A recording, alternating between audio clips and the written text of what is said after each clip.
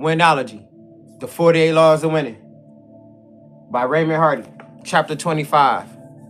Always put yourself in a position for recognition. This chapter is self-explanatory. I could expound upon it anyway to give you further insight.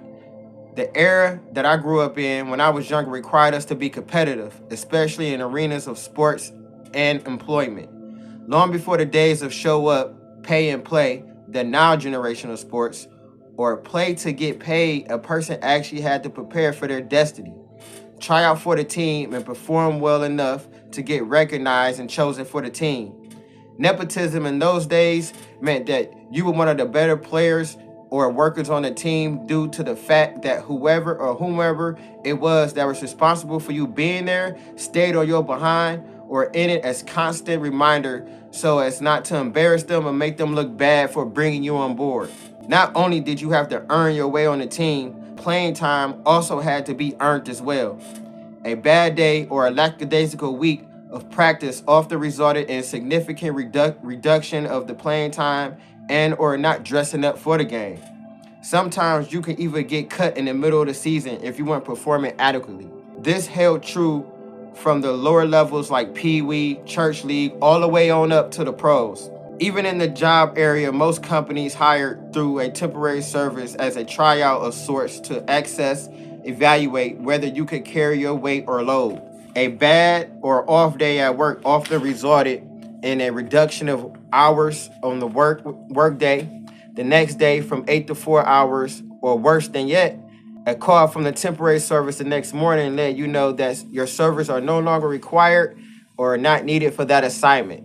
As a player, manager, coach, coordinator, teacher, captain, team leader, or a member of the team/organization, it is imperative that you always put your best foot forward and or your best effort forth in any endeavor that you participate in, because someone is always watching and elevating and evaluating too. When you leave out your house every day, you are under a microscope. It's lights, camera, action, showtime. Even if you're in a position to be not the best candidate for the position, look like it. Always look your best, perform your best, and practice being the best that you could be. Before you know it, it will manifest and come into fruition. Consistency is key.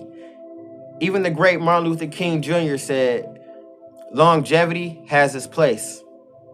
Even in the gist of relationships, you have to put yourself in a position to get recognition or pose to get chose by the person whose attention you are seeking.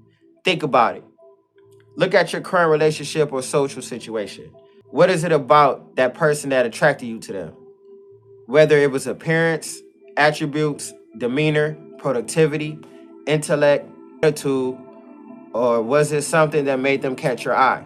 Always put yourself in a position for recognition. It's better to make news than to be the news. That's a quote from Big Ray. When opportunities present themselves to establish your good name, integrity, reputation, seize the moment. A good name and reputation is more powerful than money. That's Proverbs 22, verse 1. Basically, what we're saying is to provide things honest in the sight of all men, always be productive. This is not a statement to go out and toot your own horn. Proverbs chapter 27, verse 2. More so, to give people value for their money. Never try to beat someone out their money. Your gifts and talents will make a way before great men. That's chapter 25. Always put yourself in a position for recognition. If you like anything I said in this book, in this chapter, in this book, my prior videos, comment below. Reading is fundamental. You know why? It funds the mental.